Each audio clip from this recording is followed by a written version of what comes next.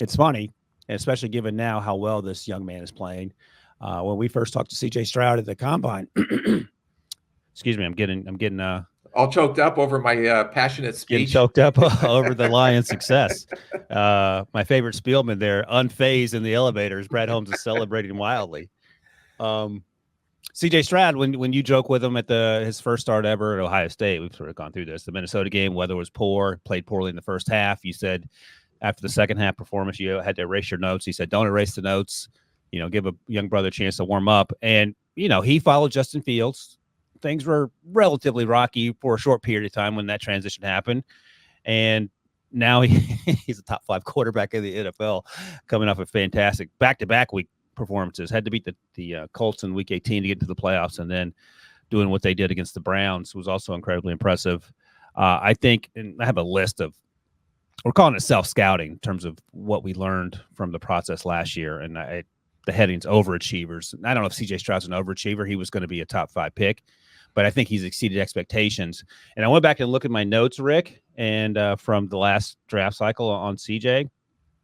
And obviously the Georgia game was a big part of, okay, he can do this thing. But I noted that he didn't throw with as much as anticipation as I liked.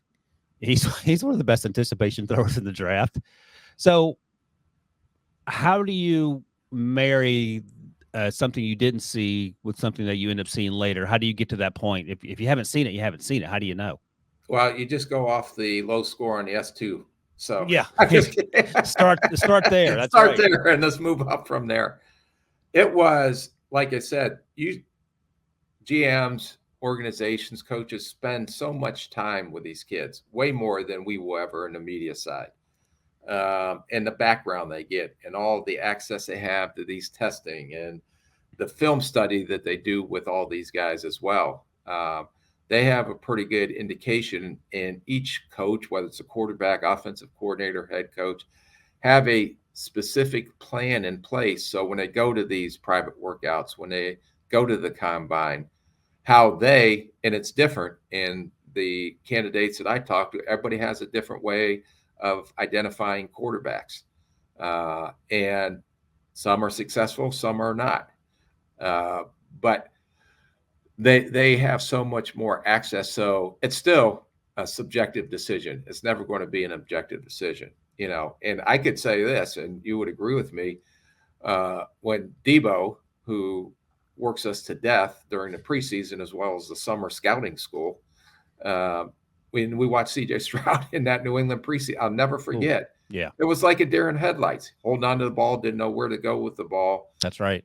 But I also have to give credit to Bobby Slowik, who came in and whatever he did, whether it was adjust some things schematically, let's take it down where he only has 1 or 2 reads to get the ball out instead of him trying to go through the whole progression tree and let him grow into that. So it all marries up with a combination of a lot of things. But to your question, if that's to me the burning bush question, if someone had an answer to that, they would be a gazillionaire and be, never, 100% right on these quarterbacks. Yeah, it's funny. I'm at the point now. I think this is my 6th draft for CBS.